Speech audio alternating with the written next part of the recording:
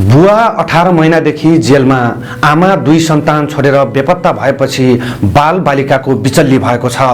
परिवारको एकमात्र सहारा रहेकी आमा पनि 5 वर्षीय एक छोरीलाई लिएर 4 दिन अघि घरबाट बेपत्ता भएपछि एक छोरा र एक छोरी घरमै अल्पत्र परेको अत्यन्त दुःखद खबर छ। हिमाली जिल्ला डोल्पाको त्रिपुरा सुन्दरी नगरपालिका 1 रल्ली गाउँमा 2 नाबालकको अवस्था अत्यन्तै कारुणिक बनेको छ। 39 वर्षीय बुवा जगवीर कुलाल विगत 18 महिनादेखि जिल्ला कारागार डोल्पामा जेल जीवन बिताइरहेका छन् भने आमा जयकुमारा कुलालको संरक्षणमा रहेका ती बालबालिकालाई आमाले नै छोडेर हिँडेपछि अहिले ती बालबालिका पूर्णतः असहाय बनेका छन्। परिवारको एकमात्र सहारा रहेकी आमा पनि 5 वर्षीय एक छोरीलाई लिएर 4 दिन अघि घरबाट बेपत्ता भएपछि एक छोरा र एक छोरी घरमै अल्पत्र परेको आफन्तको भनाइ छ।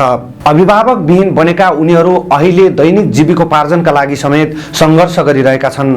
घरमा खाद्यान्नको एक दाना समेत नभएको स्थानीयले बताए। दलित परिवारका ती बालबालिकाले न त पेटभरि खान पाउन सकेका छन्, न लगाउनका लागि पर्याप्त लत्ता कपडा नै छन्।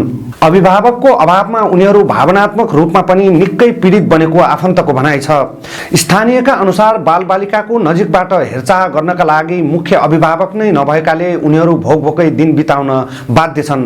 यस्तो अवस्थामा उनीहरूको जीवन रक्षा र भविष्य सुनिश्चित गर्न तत्काल सहयोग गर्न आफन्तद्वारा अपिल गरेका छन्।